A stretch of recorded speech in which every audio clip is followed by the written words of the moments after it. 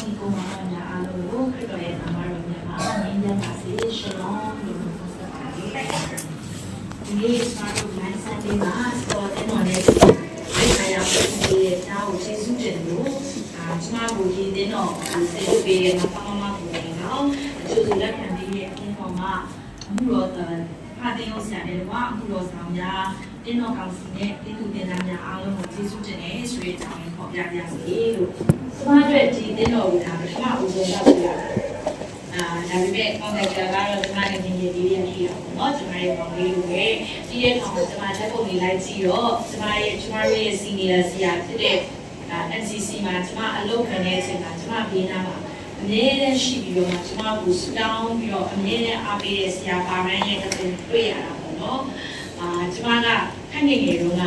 စိတ်ညံတဲ့ဖြစ်တယ်အဲ့တော့တခုခုဆိုကျမရဲ့စိတ်ကိုကျမမထိနိုင်တဲ့ခါတိုင်းမှာဆရာရှိမှသွားပြီးစတောင်းခံစဉ်အားဖြင့်ကျမအလုပ်တွေလုပ်ခဲ့ရတဲ့ကာလတွေရှိတယ်လို့ MIT မှာကျောင်းတက်တော့လေဆရာဒေါက်တာစီကြီးရပေါ့နော်ကျမကိုခဏခဏစာမေးကျမစာအုပ်ပြီးအောင်လုပ်ဘူးစာအုပ်တွေဖတ်ခိုင်းတာပေါ့ပြီး book review လုပ်တာပေါ့ကျမတခါမှမပြီးဘူးဆရာစိတ်ရှိလက်ရှိနေကျမပြီးအောင်စောင့်ရတာပေါ့နော်ကျမချစ်တဲ့ရဆရာမကြီးရဲ့ပုံယူတွေ့ရတဲ့အခါမှာလေကျမတို့ဟာဘယ်ပဲသွားခရစ်တော်ရဲ့နာမတော်နဲ့မှာအားလုံးကတလုံးတော်ရည်ဖြစ်တယ်ဆိုတာကိုခံစားရတဲ့အတွက်ဘုရားရဲ့ကျေးဇူးကိုချီးမွမ်းပါတယ်ကျမကအရှို့ချင်းဖြစ်ပါတယ်အဲ့တော့ကျမမိဘများကအရှို့ချင်းဖြစ်တော်များလည်းပဲကျမကအရှို့တာပနာတွေကမဟုတ်ပါဘူးကျမအဖိုးရဲ့အဖေကမစပြီးပြောင်းလဲတာပေါ့နော်ကျမအဖိုးရဲ့အဖေကမစပြီးတော့ပြောင်းလဲတာဖြစ်တဲ့အတွက်ဒီမှာ MBC ပေါ့လေကျမတို့မြန်မာစကားပြောတဲ့ပြည်ရှင်တင်တော်များအဖွဲ့ချုပ်မှာရှိတော့ပြုံးဝင်ပြီးအမှုတော်ဆောင်များအားဖြင့်ပြောင်းလဲခဲ့တာဖြစ်တဲ့အတွက်ကျမတို့မိသားစုအားလုံးက MBCU အတင်းတူတင်တာလို့ဖြစ်တာပေါ့နော်အဲ့တော့ကျမရဲ့အတင်းတော်ကတော့မြောက်လာပါလူမျိုးပေါင်းစုံဖြစ်ချင်းခရစ်ယာန်အတင်းတော်ဖြစ်ပါတယ်သို့တော်လည်းမြန်မာနိုင်ငံခရစ်ယာန်တင်းတော်များကောင်စီမှာစက္ကန့်ရတဲ့အခါမှာတော့ဂိုင်းကနာဆိုတာမျိုးမဟုတ်ဘဲနဲ့ကျမတို့အဖွဲ့ဝင်တင်းတော်ကြီးဖြစ်တဲ့မိချင်းတင်းတော် Anglican တင်းတော် Methodist တင်းတော် Presbyterian တင်းတော် Mara Evangelical တင်းတော်စသဖြင့်အတင်းတော်တွေကိုလိုက်ပြီးတော့မှဝိပုကိုးကွယ်တဲ့အခါတစ်ခါတည်းကျမရဲ့မိခင်တင်းတော်နဲ့6လလောက်ဆက်တက်သွားတဲ့အခါကြီးရှိတတ်တာပေါ့နော်တို့တို့လည်းမမပဲရှိကျမတို့အားလုံးဟာခရစ်တော်ရဲ့ခန္ဓာကိုယ်ကြီးဖြစ်တဲ့အတွက်အတူမှပြည့်စုံရတာတာရှင်ရဲ့ကျေးဇူးတော်လေးဖြစ်ပါတယ်လို့ဒီနေ့ကျမတို့ဘာကမမနေ့ပေါ့လေဘာကမမနေ့ဂိုင်းစံလေးမှာအဓိကအချက်ကတော့ကျမတို့ခုနကတော့ပါရဆိုသွားတဲ့အတိုင်းနဲ့တောင်တိုင်းများကိုဆောင်တဲ့ရှင်လန်းသောစိတ်နဲ့အမှန်တရားလေးဒီနေ့ကျမတို့ခြေပြုကျန်ကတော့126ခုမြောက်သောစာလံအပိုင်ငယ်1မှ6ကျမရဲ့ဝေမျှခြင်းမှာတော့126ခုမြောက်သောစာလံအပိုင်ငယ်3 5 6ဒါတွေကိုကျမပို့ပြီးတော့မှအထူးပြုပြီးတော့မှဝေမျှတော့မှာဖြစ်ပါတယ်လို့အဲ့အတွက်ကျမတမန်ကျမ်းစာဖတ်ပြစီ126ခုမြောက်သောစာလံအပိုင်ငယ်3ထာဝရဘုရားသည်ငါတို့ဖို့ကြီးသောမှုကိုပြုတော်မူပြီးငါတို့ဒီလေဝမ်းမြောက်ရဲ့နေကြ၏အပိုင်ငယ်9မှ6ရဲ့ရည်ကြတဲ့မျိုးစေ့ကျဲသောသူတို့သည်ရှင်လန်းရဲ့စပါးရိတ်ကြလိမ့်မည်ရဲ့ရည်ကြတဲ့ကျဲရံမျိုးစေ့ကိုဆောင်၍ထွက်သွားသောသူသည်ကောင်းလန်းများကိုဆောင်ရဲ့ရှင်လန်းသောစိတ်နှင့်အမှန်ပြန်လာကြသည်ကျမတို့ဒီတရားဟောခြင်းနဲ့ပတ်သက်တဲ့ဒီတော့မှာဆရာကြီးဦးသိန်းဝင်နဲ့ကျမတို့အတူကစဉ်းစားတဲ့အခါထာဝရဘုရားသည်ငါတို့ဖို့ကြီးသောအမှုကိုပြုတော်မူ၏လို့တကယ့်ကိုပဲဝမ်းမြောက်ဝမ်းသာနဲ့ဟစ်ကြွေးခွင့်ပေးတယ်။ဒါကြောင့်လဲဆိုတော့ကျမတို့2025ခုနှစ်တုန်းကမကမမဟာ25နှစ်နှစ်50ငွေရတုရှိခဲ့ပါနှစ်50ကိုရောက်လာတဲ့အခါမှာကျမပြန်ပြီးတော့မှမကမမနဲ့ပတ်သက်တဲ့အကြောင်းအရာတွေကိုလေ့လာတဲ့အခါကျမစိတ်ထဲမှာအလွန်တရာမှထိတွေ့တဲ့အရာတစ်ခုကဘာလဲဆိုတော့1985ခုနှစ်ဩဂတ်လ4ရက်နေ့လူ14ယောက်ကနေပြီးတော့မှပတ်စံတစ်ချက်စီစုပြီးတော့မကမမကိုစောင့်နေတယ်1985ခုမှာကျမအသက်4နှစ်ရှိပါအဲ့တော့ပုံစင်းတို့ကိုကျမမသိသေးပေမဲ့သိကြတယ်အဲ့တော့က14ချက်ကလည်း14ချက်4ပဲဖြစ်တာ။မောင်ရင်ကားတစ်ပွဲကို9မှုဖြစ်ခဲ့တယ်လူ28ယောက်ပဲစားလို့ရတဲ့ပတ်စံ။တ ဝင်ကားပွဲကိုတစ်ချက်ဖြစ်ခဲ့ရင်တော့လူ14ယောက်ပဲစားလို့ရတယ်ပတ်စံဒီမျက်မြင်14ယောက်မှာတစ်ချက်ကိုသူတို့ဘယ်လိုစုခဲ့တယ်ကျွန်တော်သိမျက်မြင်တွေရဲ့ဘဝမှာအဲ့ဒီအချိန်မှာခက်ခဲတယ်လူတွေကစွမ်းဆောင်ရည်ရှိတဲ့လူတွေလို့မမြင်သေးတဲ့အချိန်မျိုးမှာမျက်မမြင်တွေအတွက်အမြင်အာရုံမတန်ဆွမ်းသောသူများအတွက်မမြင်အာရုံအမြင်အာရုံမတန်ဆွမ်းသော14ယောက်တို့မှာတစ်ချက်စီစုခဲ့တဲ့အခါ2025ခုနှစ်ရွှေရတုဓမ္မသဘင်ကိုဆင်နွှဲတဲ့အခါမှာတော့အံ့ဩဖွယ်ရာကြီးတော်မှုကိုကျမတို့မျက်ဝါးချင်းချင်းမြင်ရအခုမခမမကိုသွားတဲ့အခါလဲအိုး14ချက်နဲ့တိဆောက်ခဲ့တာပါလားဆိုတာအံ့ဩစရာကောင်းမြင်ရကျန်းစာထဲမှာမုံငါးလုံးနဲ့မုံငါးနှစ်ကမုံဆိုးမရဲ့ဒိနာရီအပြားကိုကိုရောဟာတာကိုအသိမှတ်ပြုပွားများစေဒီနေ့ကျမတို့တယောက်ချင်းစီရဲ့မတက်နိုင်ပါဘူးလို့ဘယ်တော့ပြောမတက်နိုင်မှုတွေကစက္ကန့်ချင်းဟာငါတို့ဖို့ကြီးစွာသောအမှုကိုပြုပြီးလို့ကျမတို့ဖြစ်ကျွေးရတဲ့အခွင့်အရေးကျမလည်းချင်းလူမျိုးဖြစ်တဲ့အတွက်ချင်းပြည်နယ်ရဲ့ရုံးကန်ရတဲ့ကိစ္စတွေပညာသင်ကြားဖို့ရန်အတွက်ခက်ခဲတဲ့ကိစ္စစီးပွားရေးအတွက်ခက်ခဲတဲ့ကိစ္စတွားလာမှုမှာခက်ခဲတဲ့ကိစ္စတွေကျမလည်းထက်တူသဘောပေါက်ကျမလည်းထက်တူခံစားရသို့တော်ညာလည်းပဲချင်းလူမျိုးများရဲ့ဖျားကိုစက်ကတ်ခြင်းနဲ့ရှိတဲ့အတိုင်းအကောင်းဆုံးပေးလူချင်းစက်ကတ်ခြင်းတွေဟာဒီနေ့အသင်းတော်တိုင်းမှာထာဝရဘုရားသည်ငါတို့ဖို့ကြီးစွာသောမှုကိုပြုပြီးလို့ကျမတို့ဖြစ်ကျွေးခွင့်ရတယ်။ငါခမမပဲဖြစ်ဖြစ်အမြင်အာရုံမတန်ဆွမ်းပဲဖြစ်ဖြစ်အကြားအာရုံမတန်ဆွမ်းပဲဖြစ်ဖြစ်ကျမလိုမျိုး temporary disable ပေါ့နော်ကိုလည်းအင်္ဂါကျမတို့ကိုလည်းအင်္ဂါယာယီမတန်ဆွမ်းနေတာတွေပြောတာပါဆရာဝန်ကတော့အချိန်ချိန်မှာဖီချဲပေါ်မှာပဲနေသွားရမယ်ဒီမှာပြောမဲ့ဆရာဝန်ပြောတာပဲကျမတို့ကတော့ဘုရားခင်ပြောတာကိုပဲယုံတာပေါ့လေနော်မတန်ဆွမ်းခြင်းအမျိုးမျိုးနဲ့အသက်ရှင်ကြရတဲ့သူတွေပဲဖြစ်ဖြစ်တန်ဆွမ်းပါတယ်ဆိုတဲ့သူတွေပဲဖြစ်ဖြစ်ကျမတို့တိတ်ကြောက်ချင်းစီတိုင်းဟာကျမတို့ဘဝအသက်တာမှာပုံစံမကွာပဲနဲ့ခက်ခဲတဲ့ခရီးလမ်းတွေကိုရှောက်ခဲ့ကြတယ်ကျန်းတဲ့ခရီးတွေကိုကျမတို့ရှောက်ခဲ့ကြရတယ်မခမမအပါဝင်ကျမတို့အသင်းတော်တစ်ပါးချင်းစီကျမတို့ရဲ့ခရစ်ယာန်အသက်ကြောင့်တိုက်ဆိုင်ဖြစ်လာတဲ့ကိစ္စတွေမှမရှိဘူးကျမတို့ခရစ်ယာန်အသက်ကြောင့်တိုက်ဆိုင်လိုက်တာကွာတိုက်ဆိုင်ဖြစ်လာတယ်ဆိုတာကျမတို့ခရစ်ယာန်တက်တာမှအေးလုံးမှမရှိဘူး။ဘာကြောင့်လဲဆိုတော့ဖယားခင်ရဲ့ခွဲခန့်မှတ်သားမှုနဲ့အတူယုံကြည်ခြင်းမှာအလုံးစုံပုံအပ်တဲ့လူစုတွေဖြစ်တယ်။ဒါမှယုံကြည်သူတွေကိုဆိုလိုချင်တယ်။ဖယားခင်ရဲ့ခွဲခန့်မှတ်သားမှုကိုတိမှတ်ဝန်ခံပြီးတော့ယုံကြည်ခြင်းနဲ့အလုံးစုံပုံအပ်တဲ့လူစုအဲ့ဒီလူစုဟာသူတို့စိတ်နဲ့သူတို့ကိုခရစ်တော်ကိုရွေးပြီးလုပ်နေကြတယ်ဟုတ်ခရစ်တော်ကကျမတို့ကိုရွေးကောက်တဲ့အတွက်ကျမတို့ဟာကိုရောကိုသိရကျမတို့ကိုရွေးကောက်ပြီးတော့တည်ကြည်သောအသီးကိုတီးမဲ့အကြောင်းကျမတို့တယောက်ချင်းစီကိုခန့်ထားတဲ့အခါခန့်ထားခြင်းခံရတဲ့လူစုတွေဟာခဲချမ်းတဲ့ကာလတွေကိုကိုရောနဲ့အတူဖြတ်ပြီးတဲ့အခါမှာဂျေစုတော်ကိုရေအတွက်ချီးမွမ်းရတဲ့အရာတွေဖြစ်လာလေဆိုတာဒီနေ့ဘာခမမအပါဝင် blind mission အပါဝင်ကျမတို့ရဲ့ mission တီးတီးဟာတကယ်ကိုပဲပေါ်ပြနေတယ်ကျမတို့ကြော်ညာတဲ့အခါမှာမော်ဘီရေလုံးမှာရှိတဲ့ mission လို့ပြောတဲ့အခါမလွယ်ဘူးလို့ပြောတာပေါ့ကျမတို့ရန်ကုန်နဲ့နီးတဲ့မြို့ပြတွေ mission လုပ်ရတယ်သို့တော်ညာလည်းပဲခံကိုစက်ကတ်တဲ့ဘုရားသခင်ရဲ့ခွဲခန့်ဖတ်တာခြင်းကိုနာခံစက်ကတ်တဲ့လူတစုရဲ့ကျန်းတဲ့လမ်းကိုမကြောက်ပဲနဲ့ရှောက်ခြင်းဟာကျမတို့အတွက်ကြီးစွာသောအမှုကိုမြင်ရတဲ့အခွင့်ဖြစ်ပါတယ်။ဒီနေ့ကျမတို့ blind Sunday မှာအတူတကွဆင်ခြင်ဖို့ရန်အတွက်ကျမအချက်၃ချက်နဲ့ဒီကားရစီ။အဲ့ဒါကတော့ blind Sunday ပဲဖြစ်ဖြစ်ညီတိ Sunday ပဲဖြစ်ဖြစ်ကျမတို့ရဲ့အမှတ်တရတနေ့ဥပုသ်တော်နေ့မြတ်တွေဟာကြီးစွာသောချီးမွမ်းမှုဖြစ်တယ်။ဒုတိယတစ်ချက်ကအဲ့ဒီကျေးဇူးတော်တွေကိုချီးမွမ်းပြီးတော့မှယုံကြည်ခြင်းနဲ့ပုံအပ်ဆက်ကပ်ဖို့ဖြစ်တယ်။အဲ့ဒီယုံကြည်ခြင်းနဲ့ပုံအပ်ဆက်ကပ်ပြီးတဲ့တတိယတစ်ချက်ကတတိယနဲ့နောက်ဆုံးတစ်ချက်ကတော့ဖယားပေးတဲ့ကြောင်ကိုဖယားပေးတဲ့စွမ်းအားနဲ့အတူတကွဆင်းရဲဖို့ဖြစ်တယ်။ဒါတွေကိုကျမတို့အတူတကွခွန်အားယူဖို့ဖြစ်ပါတယ်။ ကျမတို့ခရစ်ယာန်တက်တာကျေးဇူးတော်ပဲဆိုတဲ့စကားကိုတစ်ခါတည်းရလွယ်လွယ်ပြောလိုက်ပြီးတဲ့အခါရှိကျေးဇူးတော်ပဲဟုတ်ပါတယ်ကျေးဇူးတော်ကကျမတို့အတွက်အရေးကြီးတာတက်တာရှိတဲ့ကာလမှာကျေးဇူးတော်ပဲလို့ပြောရတာလွယ်ပါတယ်ဒါပေမဲ့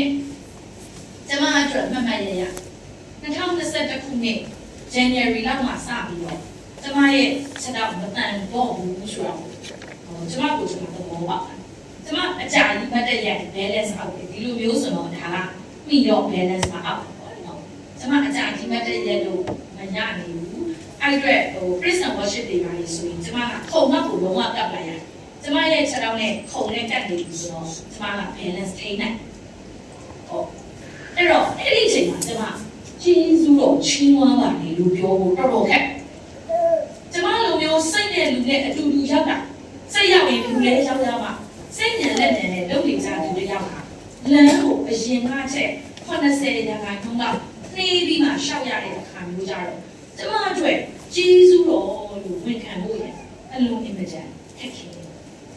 အဲ့တော့တစ်ခါတည်းမှာကျမတို့ခက်ခဲတဲ့ကာလတွေမှာကျေးဇူးတော်ပဲလို့ပြောဖို့ရန်အတွက်ကျမတို့အစင်သင့်မဖြစ်တဲ့ရှိဒါပေမဲ့ကျေးဇူးတော်ကြောင့်ကျမဒီအပေါ်တက်တာလို့အောက်ဆင်းတာလို့ဘာပြတ်တာရှိအပေါ်လည်းတက်လို့ရတယ်အောက်လည်းဆင်းလို့ရတယ်အဝေးလည်းရှောက်လို့ရတယ်ပြေးသွားတာကလွဲရင်ဟောအဲ့ခါကျတော့ကျေးဇူးတော်ပြန်ပြီးတော့ချီးမွမ်းနိုင်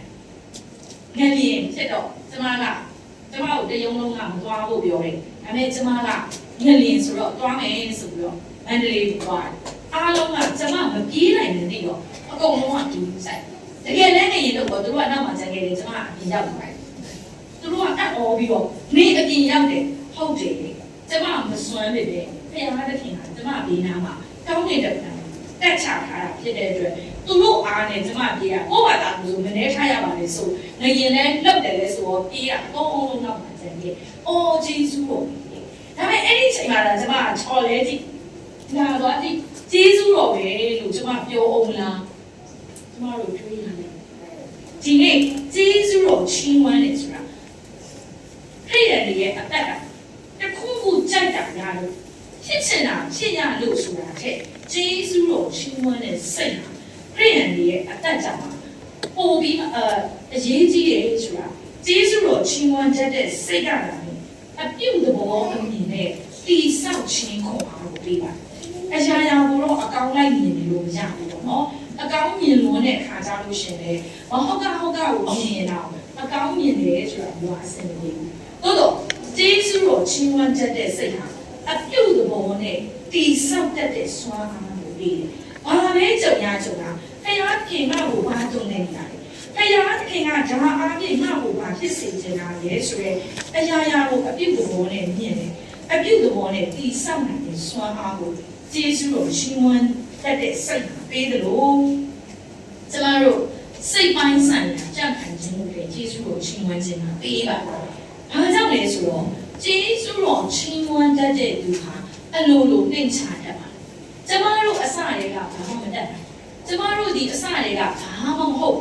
ပိုတော့ကြောင့်တခုခုဖြစ်နေတယ်ဆိုရယ်စိတ်နဲ့အသက်ရှင်နေသူဟာအရာရာဟာကျေးဇူးအသက်ရှူနေရခြင်းကျေးဇူးတော်ပဲလမ်းလျှောက်နိုင်ခြင်းအစာစားနိုင်ခြင်းအားလုံးမှာကျေးဇူးတော်ပဲဆိုရဲငါကဘာမှမဟုတ်ဘူးဆိုရဲနှိမ့်ချတဲ့စိတ်ဟာပေါင်းသင်းဆက်ဆံရေးမှာပါမာမာနကင်းစင်ပြီးတော့မှပုံမကောင်းဖို့နဲ့အပြုကိုဆန်ခြင်းတဲ့သူဖခင်ရဲ့ကျေးဇူးတည်လူအချင်းချင်းရဲ့ကျေးဇူးကိုတည်တယ်လူအချင်းချင်းရဲ့ကျေးဇူးကိုဆက်တတ်တယ်ဒါဟာကျမတို့အတွက်ပေါင်းသင်းဆက်ဆံရေးအတွက်အရေးကြီးလို့စိတ်သက်ရေးရကြက်ခံခြင်းတွေလည်းအလွန်အင်မတန်အရေးကြီးပါကျမတို့ဘဝပြန်လို့ဆရာမတို့ခဏလောက်စဉ်းစားကြည့်ကျမတို့ဘဝမှာကျမတို့ကိုယ်တိုင်ကသိပြီးတော့ဖခင်တခင်ပွဲတာခဲ့တာဒါပေမဲ့ကျမတို့မသိလိုက်ခင်နဲ့ဖခင်ပွဲတာတဲ့ကိစ္စပုံများပါကျမတို့မသိလိုက်နော်ဟဲ့ငါတို့မသိလိုက်ဘူးကြီးစံကျမတို့မသိလိုက်ကျမတို့မသိလိုက်ခင်နဲ့ဖခင်ပွဲတာတဲ့ကိစ္စကျမတို့ဘဝပုံများပါသို့တော်ညာလည်းပဲလူဆိုတော့မြင်ရမှယုံတာဖြစ်တဲ့အတွက်ဖခင်တခင်ကကျမတို့ကိုယ်တိုင်သိပြီးတော့မှဖခင်ပွဲတာတဲ့ကိစ္စ ကျမတို့အသက်တာဘယ်နဲ့ခုတော့ရှိနေလို့ကျမတို့ကိုယ့်ရဲ့ယုံကြည်ခြင်းအသက်တာကိုခြေရာခံဖို့ဘယ်တော့မှမသိဘူးအနည်းဆုံးကိုယ့်ရဲ့ယုံကြည်ခြင်းအသက်တာတစ်ပတ်ကိုတစ်ခါတော့ခြေရာခံကြည့်ပါအော်ဝေကောင်းတဲ့ကျေးဇူးတော်ချီးမွမ်းခြင်းဇေယျကောင်းတဲ့အရာတွေကိုတွေ့ရပါတယ်တစ်ပတ်တာလုံးကျမတို့ရဲ့ဝိညာဉ်အသက်တာကျမတို့ရဲ့ယုံကြည်ခြင်းအသက်တာကိုခြေရာခံတဲ့အခါဒီကိုယ်လုံးကိုဖြေလျှော့ပြီးတော့မှတက်တောင့်တက်တာလေးအိယာပေါ်မှာတော့ကောင်းခုံမှာတော့ကောင်းပြီးတော့မှတိတ်ဆိတ်တဲ့နေရာလေးမှာတစ်ပတ်တာလုံးကျမတို့ယုံကြည်ခြင်းအသက်တာစင်ကြင်ကြရအောင်အဲ့ဒီခါမှာကျမတို့မသိလိုက်ခင်နဲ့ကိုရောကွယ်ကာလိုက်တဲ့ကိစ္စ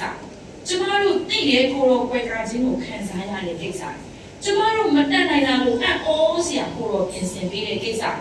တိုက်ဆိုင်ပါလားလို့လူအားဖြင့်ထင်တဲ့ကိစ္စဟာတိုက်ဆိုင်ဖို့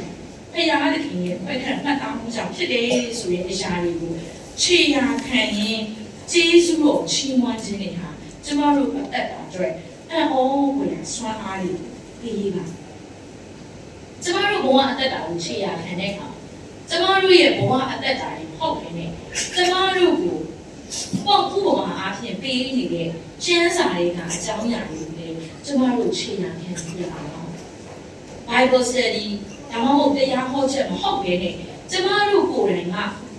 ကျမ်းစာထဲမှာတမိုင်းကြောင်းတစ်လျှောက်မှာဖယားခင်လမ်းပြပို့ဆောင်ခဲ့တဲ့အရာတွေကိုကျမတို့ရဲ့နှလုံးသားနဲ့ခြေရာခံကြရအောင်အာဗြဟံရဲ့အသက်တာကိုခြေရာခံကြည့်အော်ဝေဟာဖယားသခင်ရဲ့ပြင်ဆင်မှုကိုကျမတို့တွေ့ရတယ်မောရှေရဲ့အသက်တာကိုကျမတို့ခြေရာခံကြည့်တဲ့အခါမှာဘယ်နည်းနဲ့မှမောရှေဖြစ်လာတော့စရာအကြောင်းရှိဘူးဖာရောဘုရင်ရဲ့တပီးဟာသူ့ကိုလေးစားလိုက်သို့တော်ညာလည်းပဲသူ့ရဲ့မူရင်းမူလကိုသိပြီးတော့မှဖာရောဘုရင်ရှေ့မှာငါလူမျိုးတွေကိုတွတ်ပါလို့ပြောရဲပြီးတော့မှတကယ်ကိုပဲလူမျိုးတော်တွေကိုဖျားပေးတဲ့ခွန်အားနဲ့သူ့ဥဆောင်သွားတဲ့ဣသရေလလူမျိုးတွေရဲ့လွတ်မြောက်ရာတမိုင်းကြောင်းကိုခြေရာခံကြည့်တဲ့အခါအော်တွေ့ရကျမတို့လိုပဲဣသရေလတမိုင်းကြောင်းမှာဖယားဘလောက်ပါပါဖယားကိုတန်တရားဖြစ်တဲ့အချိန်ဖယားကိုကလန်ကဆန်လုပ်တဲ့အချိန်မောရှေရဲ့တမိုင်းကြောင်းရှောက်တော့မှာဣသရေလလူမျိုးတွေနဲ့တူရုံးနေတယ်ကကျမတို့တွေ့ရတယ်ဒီနေ့ကျမတို့ရဲ့အသင်းတော်ရဲ့အသက်ကျမတို့ယုံကြည်သူတွေရဲ့အသက်ပါလေဖယားလည်းဘလောက်ရှိတယ်နော်ရှိတယ်လို့ဘလောက်သိသိတခါတလေကျမတို့ကလန်ကဆန်ဖြစ်ချင်တယ်တခါတလေကျမတို့ကဖယားကိုမယုံတော့နတ်ခင်ကဘလို့အသက်ရှင်ရမှာလဲနော်မာနမောနှိမ့်တိုင်းပေးပါမယ်ဆိုတာတော့နတ်ခင်ကကိုမယုံလို့ခိုးပြီးသိမ်းထားတဲ့အဖွဲကတတ်ရှိသေးတယ်ကျန်းစာတယ်ဟုတ်အဲ့ခါကျတော့ဒီနေ့ကျမတို့ဒီအသင်းတော်ရဲ့တမိုင်းကြောင်းတစ်လျှောက်ကြည့်တဲ့အခါဆရာကြီးယူရတဲ့ဗမာပြည်ကိုရောက်လာချိန်ကနေစပြီးတော့မှဒီနေ့ထိအသင်းတော်တာဒနာတမိုင်းကိုကြည့်တဲ့အခါမှာခရမြောက်နေတာနည်းနေတာအော်ဆရာပါအောင်ခြေရခံတဲ့အခါကျေးဇူးတော်ချီးမွမ်းခြင်းနဲ့မျှော်လင့်ခြင်းအသက်တွေကျမတို့ပြီးပါမျှော်လင့်ခြင်းတွေဟာနေရာတိုင်းမှာနေတတ်ပါပညာကြောင့်အိုင်ဆိုင်မှုကြောင့်ရုပ်ရည်ချုံမောလို့ဒါပေမဲ့အဲ့ဒီမျှော်လင့်ခြင်းတွေအနတ္တပဲကျေးဇူးတော်ချီးမွမ်းခြင်းအပြင်ရလာတဲ့မျှော်လင့်ခြင်းကဒါလေငြိမ်သက်ခြင်းကိုပေးနိုင်တာဖြစ်တယ်ဒီနေ့ကျမတို့ရဲ့ဘဝအသက်တာကိုယ်ပိုင်ဆိုင်တဲ့ငွေကြေးဥစ္စာကိုယ့်ရဲ့ရုပ်ရည်ကိုယ့်ရဲ့ပညာကိုယ့်ရဲ့ယာတူကြောင့်မျောလင့်ခြင်းအသစ်တွေကြောင့်ဒါပေမဲ့အဲ့ဒီမျောလင့်ခြင်းအသစ်တွေကသူ့ကိုမောစီတယ်ပြင်ပန်းစီတယ်နွမ်းနေစီစိတ်ပိုင်းဆိုင်ရာအထောက်အကူမပြုရဲ့အခါရှိသို့တော်လည်းမတည်ရဲတဲ့အရာကြီးကိုပြီးကိုနေရတဲ့အတွက်အမြဲထိတ်လန့်နေရတယ်သို့တော်ကျေးဇူးတော်ချီးမွမ်းခြင်းကနေရတာမျောလင့်ခြင်းကတော့ခရစ်တော်အားဖြင့်ဖြစ်တဲ့အတွက်ဘယ်တော့မှမဆုံးရှုံးဘူးဆိုတဲ့ငြိမ်သက်ခြင်းရှလုံးဆိုတဲ့မင်္ဂလာရှိတဲ့ငြိမ်သက်ခြင်းကိုကျွန်တော်တို့ရရှိတာဖြစ်ပါတယ်။ကျွန်တော်တို့ဒုတိယတစ်ချက်အနေနဲ့ကျေးဇူးတော်ချီးမွမ်းပြီးတဲ့အခါမှာယုံကြည်ခြင်း၌ပုံသက်ဆက်ကပ်ခြင်းယုံကြည်ခြင်း၌ပုံသက်ဆက်ကပ်ခြင်းကျွန်တော်တို့ယေရမိအနာဂတိကျမ်းထဲမှာဘာပြောလဲဆိုတော့သင်ကိုအမိဝမ်းထဲ၌ငါမဖန်ဆင်းမီသင်ကိုငါသိမဖွားမီကပင်သင်ကိုတန့်ရှင်းစေ၍လူမျိုးမျိုးတို့ဖို့ပရော ရောဖဲအရာ၌ခန့်ထားပြီးမိန်တော်ဒီဂျေရမီခန်းကြီးတဲ့အငယ်ငါပြပါငါတိဩရစာခန်းကြီးတဲ့အငယ်15-16က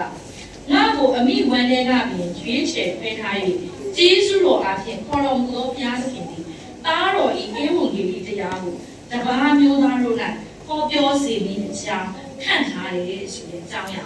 ဟောပြထားပါတယ်မမွေးခင်ကလေးကကျမတို့ဆိုတာမရှိခင်ကလေးက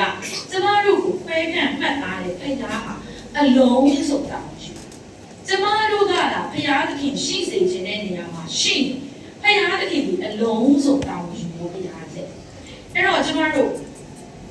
အရေးကြီးဆုံးကတော့ဘုရားသခင်ကိုဝန်ခံတိမှတ်ဖို့လာနေကျမတို့အတွက်အရေးကြီးတယ်ဒါပေမဲ့ခရိယန်အသက်တာမှာအဲ့ဒါပြန်ခက်တယ်ဘုရားကိုပုံအပ်ဖို့ယုံကြည်ခြင်းမှာပုံအပ်ဆက်ကပ်ဖို့ဆိုတာခရိယန်အသက်တာမှာ Sunday School ဘဝတွေကကြားနေတယ်ခက်တယ်ဘာကြောင့်လဲဆိုတော့လူဆိုတာတရိစ္ဆာန်တွေပါပါတယ်လို့ပြောတယ်လူဆိုတာကောင်းကောင်းသိကျွမ်းတယ်လူဆိုတာစင်ရင်တော်တရားရှိအဲ့ဒီအတွက်ကိုယ့်ထက်အားကြီးတဲ့တရိစ္ဆာန်တွေအားလုံးကိုလူဒီအုပ်စိုးနိုင်အဲ့တော့လူရဲ့အားသာချက်ဟာကောင်းကောင်းကိုသိတဲ့စင်ရင်တော်တရားရှိအဲ့တော့အဲ့ဒါလေးပေါ်မှာအခြေခံတဲ့အသိဉာဏ်လေးကိုကုသတာလေးအတွေ့အကြုံတွေနဲ့ကျမတို့ဟာကြုံဆုံလာတဲ့ညအရာကိုအကဲဖြတ်တဲ့စမ်းစစ်တဲ့လေ့လာတဲ့ရွေးချယ်တဲ့ဆုံးဖြတ်ချက်တွေကိုကျမတို့ပြောကြ။ဒါလူဉာဏ်အဲ့တော့ကျမတို့လူဉာဏ်ကအခုဆိုရင်ကျမတို့ AI ခေတ်ကိုရောက်လာတဲ့အခါဘာသိချင် AI မှာမေးတယ်။ကျမပြုံးစီဖြစ်တယ်။ကျမအမျိုးသားနေမကောင်းလို့စေကန်းသွားပြ။အဲ့တော့ဆရာကိုစောင့်နေလို့အတူတူစောင့်နေတဲ့လူနာရှင်တွေကဘာဖြစ်တာထောက်တယ်နိုင်တော့လေဖြစ်တာလေပေါ့။ဘာဖြစ်ပါလဲပေါ့။ဟာကိုယ့်ရဲ့အချက်အလက်တွေကို AI မှာ ChatGPT မှာရိုက်ကြည့်လိုက်။ဘာဖြစ်တယ်ဆိုတာပေါ်လာလိမ့်မယ်။ဘာစိတ်တောင်းရမယ်ဆိုတာပေါ်လာလိမ့်မယ်။ဆရာဝန်များ MBBS ဘွဲ့ကိုပြန်အပ်ကြပါတော့။တော့ကျမစိတ်ထဲမှာပြုံးစီဖြစ်လာ။ ChatGPT မှာဒါပေမဲ့တော့အကုန်ပြောလာမှာ။ဘာဖြစ်တာအလို side effect ဆိုတော့ဆရာဝန်များအတွက်လည်းရှိရတယ်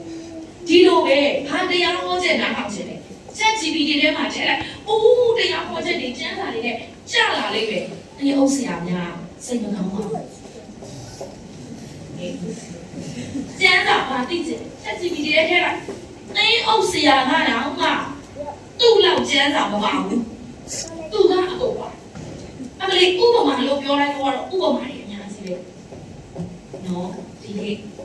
အော်ဆရာဒီလိုဖြစ်ကြီးမှာဉာဏ်ရည်တုနည်းပညာတွေကမှန်မိုးလာတယ်ဖြစ်ကြီးမှာဘာမှမသိနိုင်ဘူးဆိုတာမရှိတော့ဘူး။ပေါင်းတလုံးရှိရုံနဲ့အကုန်သိတဲ့ဖြစ်ကြီးမှာကျမတို့လူဉာဏ်အားဖြင့်ကိုခွဲခန့်မှတ်ထားတယ်သူများကိုခွဲခန့်မှတ်ထားတယ်သူများကိုအကယ်ဖြတ်တယ်သူများကိုစမ်းစစ်တယ်ကိုကြိုက်တာကိုရွေးတဲ့ဖြစ်ကြီးမှာယုံကြည်ခြင်း၌ပုံသက်စက္ကပ်ဖို့ဆိုတာတော်ရုံမလွယ်တော့တဲ့ကိစ္စဖြစ်တယ်။သို့တော့ထာဝရဘုရားကိုဣကျွမ်းခြင်းဉာဏ်ပညာရဲ့ချုပ်ချယ်တယ်။သိတာလည်းမဟုတ်ဘူးကျွမ်းလာကျွမ်းရ။သိဒီမှာကျမ်းစာအုပ်ရှိမှန်းသိသို့တော်ညာလည်းပဲဖယားသခင်နဲ့အကျွမ်းမဝင်ဘူးဆိုသိရုံတတ်တယ်။ကျမတို့ချင်းချင်းအခုသိကြတယ်။ကျမနာမည်မိုင်းပြည်သိနေဖြစ်တယ်သိကြတယ်။ဒါပေမဲ့သိရုံပဲရှိတာကျမနဲ့ဆရာတို့မတို့လည်းအကျွမ်းမဝင်သေးဘူး။သိပဲသိပြီးအကျွမ်းမဝင်သိကြတယ်ပတ်စံတော့ချီးလို့မရဘူးပေါ့လေ။သိပြီးတော့အကျွမ်းဝင်မှာယုံကြည်ကြတာအဲ့ခါကျတော့မှကျမတို့ကအပြန်အလှန်အမြင်တကယ်ပြကြဒီနေ့ခြားရာဘုရားကိုသိကျွမ်းတယ်ဆိုတာအော်ယာဝေလို့ခေါ်တဲ့ဘုရားရှိယေရှုခရစ်တော်လို့ခေါ်တဲ့နော်လူစားတိခံတဲ့ဘုရားရှိတယ်ဒါသိရုံသိတာလူတိုင်းသိနိုင်တယ်လို့တော့အကျွမ်းဝင်တယ်ဆိုတဲ့အခါကျမှကိုယ်နဲ့ဘုရားနဲ့ကြားထဲမှာမိခါရခိုင်မှာတော့မှဘုရားပေးတဲ့ဉာဏ်ပညာဟာအားလုံးကိုချုပ်ချတယ်အဲ့ဒီဖျားပေးတဲ့ဉာဏ်ပညာအားဖြင့်ယုံကြည်ခြင်းမှာပုံအပ်စက်ကတ်တယ်ဆက်ယုံကြည်ခြင်းမှာအနန္တတယ်အဲ့ဒီအတွက်ဖျားရဲ့ယုံကြည်ခြင်းဟာ blind faith မဟုတ်ဘူးဖျားပေးတဲ့ဉာဏ်ပညာနဲ့ဖျားပေးတဲ့ခွဲခန့်မှတ်သားမှုကိုခံယူသိမှတ်ပြီးတော့မှဖျားသခင်နဲ့အတူတူရှောင်နေတဲ့တက်တာဖြစ်တယ်။ဘာမသိညာမသိအင်းလို့ခေါင်းကြီးလိုက်တဲ့အတက်တာဟုတ်ကျမတို့ကိုနေ့စဉ်နဲ့ညဝိညာဉ်တော်ကဖွင့်ပြတဲ့အခါမှာဖယားကိုတိကျွမ်းရတဲ့အခွင့်ရတယ်ဒီနေ့ဖယားကိုတိကျွမ်းတော့အမြင်အာရုံမတန်ဆွမ်းသူ14ယောက်ရဲ့အားဟာ ဒီနေ့ရှေ့မှာထိုင်နေတဲ့ဆရာမတို့အပါအဝင်မမရဲ့အတီးအပွင့်ကျွန်တော်တို့ညာကြည့်လို့ရတယ်။ကျမတစ်ခါကျမဝတ်ထားတဲ့ထမိန်ကိုကျမငုံကြည့်နေကျမရဲ့ထမိန်ကိုလာကင်ပြီးတော့မှ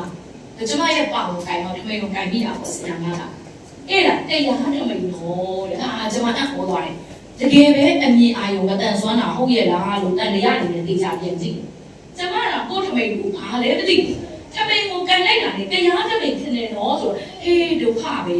ပေါ့နော်ဟေးဒုက္ခပဲပေါ့နော်အဲ့ခါကျတော့တရားတခင်ကိုတိကျွမ်းခြင်းအပြင်တိဆောက်တဲ့အခါမှာမြင်ခဲ့လို့မတန်ဆွမ်းပါစေကျမတို့ကအမြင်အာရုံမတန်ဆွမ်းအကြားအရာလို့မတန်ဆွမ်းပြီးတဲ့အခါမှာကိုယ်လက်တွေကမတန်ဆွမ်းကမြင်သားတယ်ဒါပေမဲ့ကျမတို့လူတစ်ယောက်ချင်းစီကတစ်ခုမဟုတ်တစ်ခုမတန်ဆွမ်းတဲ့ဒါပေမဲ့အဲ့ဒါလေးအကုန်လုံးဟာဖယားကိုပုံအပ်လိုက်တဲ့အခါမှာတန်ဆွမ်းတဲ့တူဖြစ်လာတယ်ဒါကိုကျမတို့ကယုံကြည်ခြင်းနဲ့ပုံအပ်စခဲ့ဖို့လူညံနဲ့လုပ်တဲ့တပြေးကတော့ကျမတို့မှာတစ်ခုမဟုတ်တစ်ခုမတန်ဆွမ်းဖြစ်နေလို့ဖယားတခင်ကိုသိကျွမ်းခြင်းနဲ့ပုံအပ်လိုက်တဲ့အခါမှာကျမတို့ဟာအလုံးစုံတန်ဆွမ်းတဲ့စွမ်းအားကိုရရှိပါတယ်တရားနဲ့နောက်ဆုံးတစ်ချက်နေတဲ့ယုံကြည်ပြီးတဲ့အခါမှာကျေးဇူးတော်ရှင်ဝင်ယုံကြည်ခြင်းနဲ့ပုံအပ်ဆက်ကပ်ပြီးတဲ့အခါမှာဖယားပေးတဲ့တောင်းကိုဖယားပေးတဲ့စွမ်းအားနဲ့ထမ်းတာတခါတလေကျမတို့ကကိုယ်စွမ်းကိုအားနဲ့ထမ်းကျမကငယ်ငယ်လေးတွေကတယောက်တည်းကြီးလာတဲ့အခါကျမကဖေရောစိုးစိုးမရှိတော့တဲ့အခါကျမတယောက်တည်းနေလာရတဲ့အခါကျတော့ကျမကတစ်ခုခုကိုလုံးတော့မယ်ဆိုသူများကိုတိုင်ပင်လေးတိုင်ပင်တာရှိတယ်အားလုံးဟာငါတောင်းပဲလို့ကျမကအဲ့လိုပဲခံအဲ့တော့ကျမအမှုတော်ဆောင်တယောက်ဖြစ်လာတဲ့အခါကျမရဲ့မန်တယ်ပေါ့ကျမရဲ့မန်တယ်ဖြစ်တဲ့ဘုံတော်ဝန်စားသွားပြီးဖြစ်တဲ့ဆရာကြီးဦးကျော်မျိုးကကျမကိုအမြဲတမ်းအဲ့ဒါပြောတယ်နေဟာလောကီမှာအလုံးလုံးနေတယ်ပေါ့အမှုတော်ဆောင်တယောက်ဖြစ်လာတဲ့အခါမှာဖျားပေးတဲ့တောင်းကိုဖျားပေးတဲ့စွမ်းအားနဲ့ထမ်းဖို့ပဲခေါင်းထဲမှာထည့်တာနေ့စွမ်းနေ့အားနဲ့ဆိုတော့ဘာမှလုပ်လို့ရမှာမဟုတ်ဘူးတခါတလေကျမတို့ကကိုယ့်ရဲ့စွမ်းကိုယ်အားနဲ့ထမ်းကျင်တဲ့အခါရှိတဲ့အခါမှာကျမတို့ဒီနေ့တွေ့ကြုံရင်ဆိုင်ရတဲ့အရာတွေကိုယ်စွမ်းကိုယ်အားနဲ့ကျမတို့ထမ်းပြီးပါတခါတည်းမှာလက်ပြင်မှာအတွက်မသိကြတော့သိကြအောင်ကျမတို့လုပ်ကြတယ်ကျမတို့ကျမ်းမာရေးအာမခံပြီးထားတယ်ထားတော့မကျမ်းမာမှာပေးပါလေသူကစိတ်ုံတက်ရမှာပေးပါဒါဆိုရင်စိတ်ုံမတက်ရရင်ငါတို့အာမခံကြီးရှုံးတာပေါ့ဟဲ့ဘယ်လိုလေးများတွေးလိုက်ပါလေတော့ကျမပြောတယ်ဖယားကငါတို့ကိုကျမ်းမာခြင်းပေးတဲ့အတွက်ငါတို့ဘာမှမကုန်ဘူးဆိုတာကျေးဇူးတော်ချီးမွမ်းစေရလေကိုဟာဆုံးရှုံးသွားမယ်ဒီဟာရှုံးသွားမယ်မဟုတ်ဘူးလေဖယားပေးတဲ့ကျမ်းမာခြင်းနဲ့ကျေးဇူးတော်ချီးမွမ်းကြရအောင်တခါတလေကျမတို့က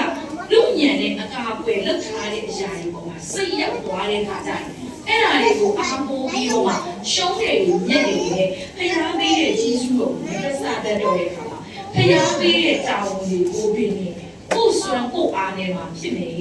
ဆိုတာမျိုးတွေဒီနေ့ကျမတို့စဉ်းစားကြလာတဲ့အခါကိုယ်တိုင်မှုဒါကြီးဖြစ်တာအဲ့ဒီအတွက်ဖယားပေးတဲ့စွမ်းအားနဲ့ဖယားပေးတဲ့တာဝန်ကိုပြောခါမှာဒီနေရာမှာကျမဒီအမြင်အာရုံမတန်ဆွမ်းတဲ့ကျမရဲ့မိတ်ဆွေတရားကိုပြောပြချင်ဘုံတော်မူတာပေါ့ဆရာအိုက်ကြီးသူကဝါဘယ်မှာဘုံဆောင်တော့သူကျန်းစာတောင်းတဲ့ MIC ကိုတက်တော့သူကကျမတို့ရုံရှိရဲ့ဆန်ရိပ်တွေမှတ်တာကဆင်းပြီးတော့အင်းစိန်လမ်းကိုကူးပြီးမှကျမတို့ SSC ကိုလာတယ်အဲ့တော့ဖုန်းလေးလည်းဒီလိုရှိတယ်ဒါပေမဲ့အဲ့ဒီမှတ်တာက PS ကိုဖုန်းရှိ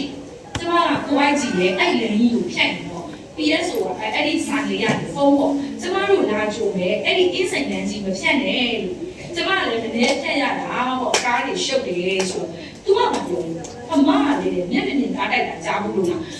အေးပါကွာဟိုကျမလည်းဟုတ်ကဲ့ပါရှင်ကျမမားသွားပါလေရှင်ပေါ့တော့ပြောချင်တာကတရားပြီးတဲ့စွမ်းအားနဲ့အမြင်အာရုံမတန်ဆွမ်းတဲ့လူတွေကဘယ်သူ့ဘုံမှာအာမကိုပဲနဲ့ကိုစွမ်းကိုသူ့မှာရှိတဲ့ဖျားပြီးတဲ့အစွမ်းစားတဲ့ရှစ်ကျိုးကိုအားထုတ်လုပ်ဆောင်နေတဲ့အခါ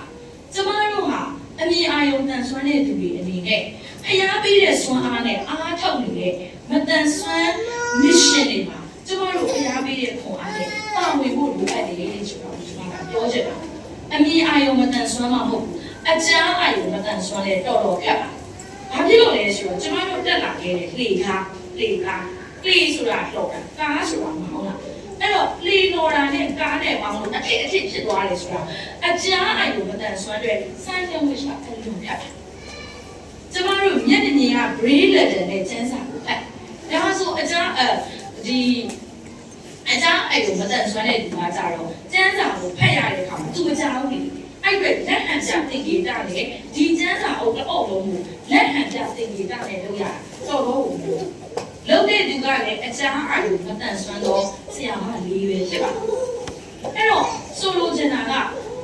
အတန်ဆွမ်းသူများဟာဖျားပေးတဲ့ခွန်အားနဲ့ရှေ့ကိုတိုးပြီးတော့မှတန်ဆွမ်းပါတယ်ဆိုတဲ့သူတွေဝိညာဉ်အလင်းရဖို့ရှိတောက်ဆောင်နေတဲ့အခါဖျားပေးထားတဲ့ဆွမ်းအားတွေနဲ့ကျမတို့အသင်းတော်တွေက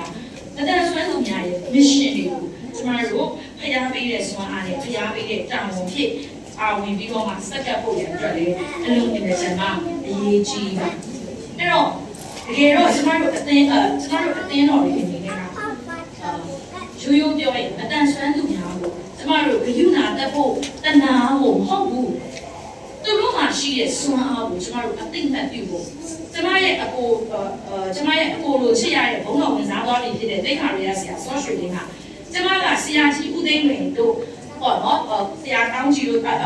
ဒီမခမမကဆရာကြီးလာကျမကဟင်းကိုခက်ခက်ထည့်ပြီးအဲ့တော့သူကဘာပြောလဲဆိုအဲ့လိုမလုပ်ညဘူးတဲ့နင်နာယီတိလားတိ7 နာရီမှာစက်သား7 နာရီမှာစက်သား3 နာရီမှာတော့9 နာရီမှာတော့ရွက်ကြောပြီးအလေတဲ့မှာတော့မပြီးရတယ်သူတို့ကိုပွားပြီးတော့မှမတက်နိုင်ပါဘူးဆိုပြီးလုပ်ပေးတဲ့ကိစ္စမျိုးပဲတော့မှမလုပ်ပါနဲ့လို့ပိတ်ခါရရဆရာဆော့ရွှေလင်းကကျမကိုတော့မှမဆူဘူးဒီကိစ္စတော့ကျမကိုမှတ်မှတ်ထားတာသူဆူပြောပါဆိုလိုချင်တာကတနာဖို့မဟုတ်ဘူးကျမတို့ကဟေးတနာလိုက်တာမဟုတ်ဘူးဖျားပေးတဲ့အစွမ်းစားနဲ့ဝန်ခံစက်ကပ်ကျေးဇူးတော်ချီးမွမ်းနေကြတဲ့ဒီမတန်ဆွမ်းသူများရဲ့ mission ကိုကျမတို့စွမ်းအားမြင့်တင်ပေးဖို့တန်ဆွမ်းသူများရဲ့အခွင့်အရေးကိုကျမတို့ကာကွယ်ပေးဖို့မတန်ဆွမ်းသူများအတွက်လုံလောက်တဲ့အထောက်အကူပြုတဲ့အစီအမံတွေကိုအသင်းတော်တွေကစိတ်စေတနာအပြည့်နဲ့ပြင်ဆင်ပေးဖို့အားပေးဖို့ရဆိုတာအလုံးအင်မတန်မှလိုအပ်ပါတယ်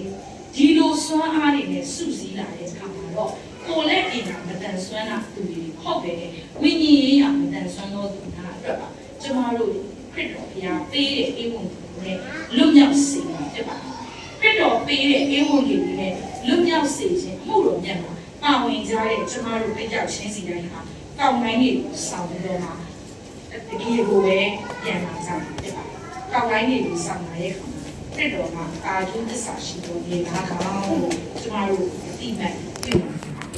အားလုံးပေါ်ပါရှိပါ